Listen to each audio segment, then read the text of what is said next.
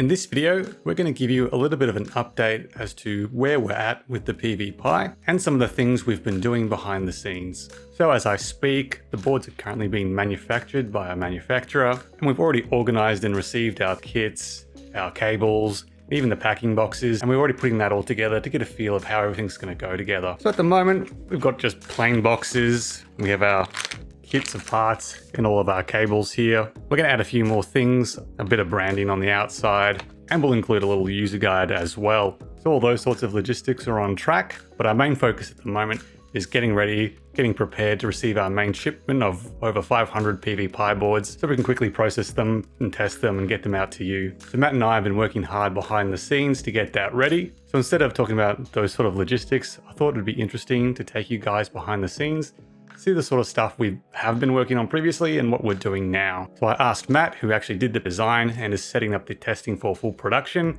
to hop into a video so I can ask him some questions about specifically what we've been doing and a bit about his own professional opinions and experience when it comes to developing a board for production. So he is a professional electronics engineer.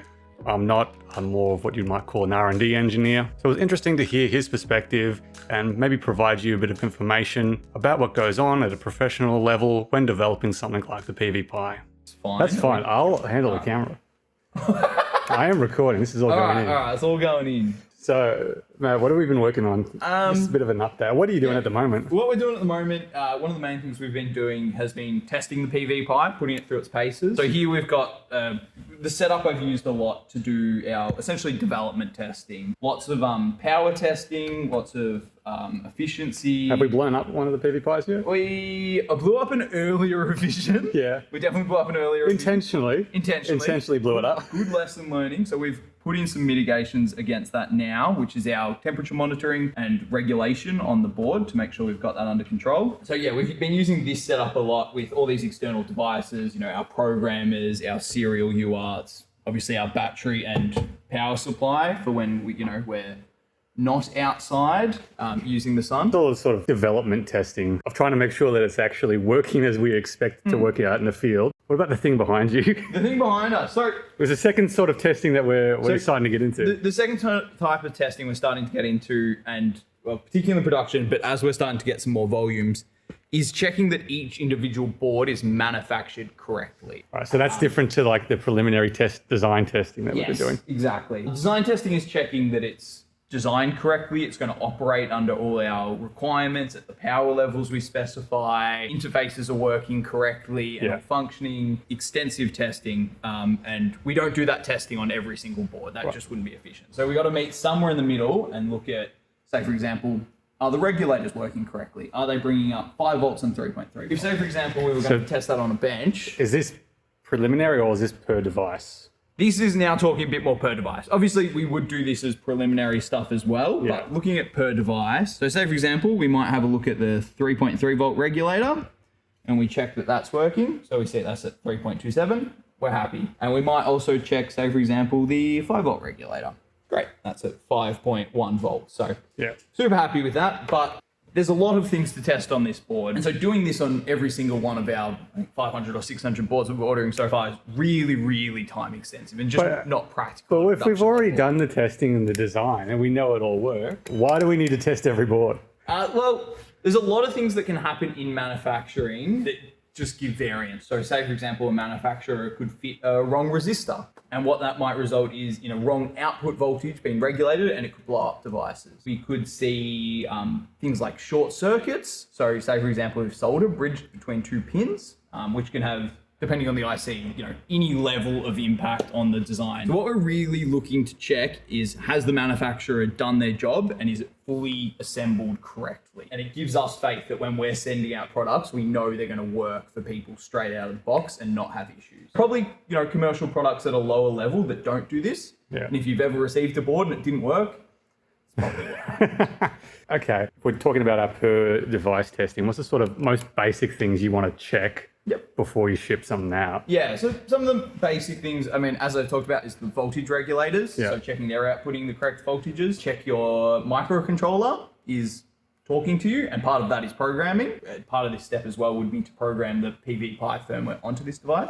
Looking at all the communication ports to check they're all operating correctly. Really trying to check all the ICs on the board, and then finally, the most essential part is the charging circuitry. So charge a battery is the test we will essentially be conducting, making sure that it's not generating excessive heat, bad efficiencies, or anything else. How do we go about ensuring that the battery is actually charging as a test? Like, what are we looking at specifically? Typically, if you were looking at a regulator or some kind of regulation circuit, you might just look at the output voltage because there's not going to be an output voltage present when there's no load. In this case, there's a battery. So you can't just look at the voltage. You need to look at how much current is being delivered into the battery. And we'll kind of validate that through a few methods. One is actually the onboard features of the PV Pi. So you talk to the firmware, request back the current reads, and then we'll actually validate that using another method. So for example, on a bench setup, you would just check the current supply out of your power supply or into the battery, and we would validate the measurements on the PV Pi against an external source to check they all look correct and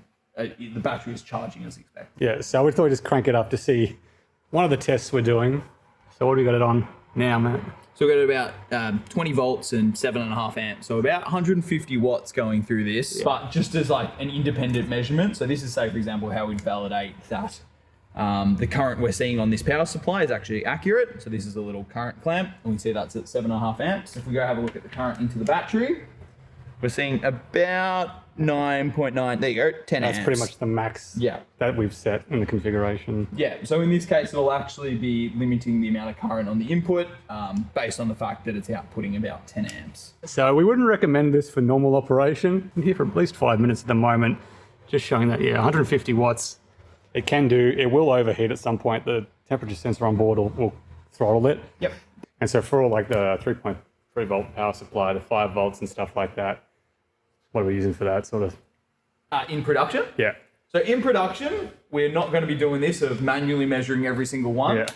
This is when it comes to our FixturFab fixture. What is this? So this is a test fixture. So the idea here being that normally you're kind of probing on the top of a board. Yeah. When we design these PCBs, we put these things on the back called test points. So all these little dots you can see here are test points. And what they allow us to do is design these fixtures to make contact with these. So in this case here, we've got essentially what some other people might call a bed of nails.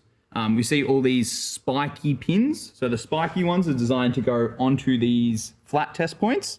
And we also have these concave tip, it's concave? Yeah, tip probes, which are more designed to go onto our through-hole type pins. Once you've got this all designed up, and typically once you pay a very large amount of money to a external party, which we'll get back to custom design one of these up, you can pop in your fixture, pop it down, and then obviously we haven't quite set up our computer yet. We'll run our suite of tests. What does this specifically do? So yeah, this fixture itself in isolation just makes contact with the board. So it's creating a connection point and essentially a test harness to allow us to do a bunch of tests. Yeah.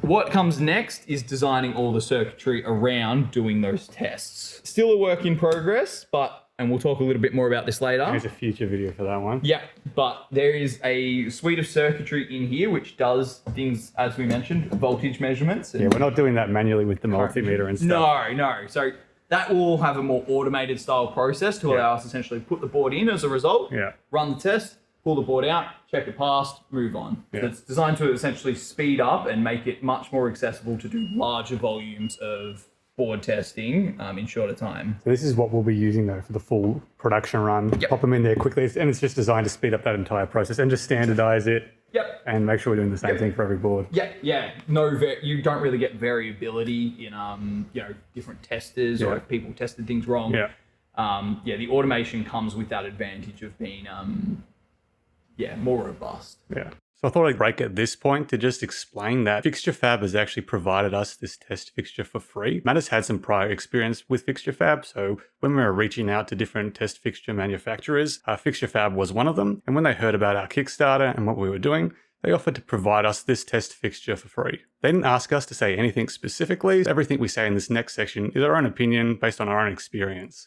All right, so where did we get this from? We got this fixture from a company named FixturFab, who are based in the US. Personally, as an electronics engineer, I've always had complications getting fixtures done. They're usually very custom, very bespoke, very expensive because of it. Everyone wants different kind of things, and when you kind of just want a basic one or you want something in the development space, it can often be very cost prohibitive to get anything for that. You know, either development or medium to low kind of volume test fixtures. So we were looking for someone or some way to get this. Yep. But they were like 10 grand at least to get something like this. And for a Kickstarter project like this, it was going to be a bit much. Not exactly. It's a bit cost prohibitive. So these guys are working on essentially automating the design of test fixtures, because fundamentally when it comes down to it, it's all based on the test point layout, which is all kind of baked into your KiCad files or your PCB CAD files. So they're working to integrate and start to automate the design of these things to bring the cost down, and like also do a kind of a whole suite of things. They can design the electronics, the tests, the software, the whole suite. So in this case, they've just given us the fixture. And we are going to tackle the electronics and the firmware and the software to test it. We'll talk about that in another video. But these guys really kind of do offer the whole suite, and are doing it at a price point and even a lead time that is, you know, really not something else we're really seeing commonly in the market. So they've been fantastic to work with. So this is kind of their middle of the road development fixture. This is designed to be more in the middle kind of volume space, and then they do have ones for even lower volume. So much simpler, much more basic. And that's just like the durability of this, Pretty much, yeah. So even the way these are designed, all these little pins in here, these probes are actually replaceable. If one ever gets damaged, you can actually replace them back into the fixture. So it gives a lot more durability in terms of being able to repair your fixture as you go as well. Not that this is anytime soon, but what's like the next step up from here?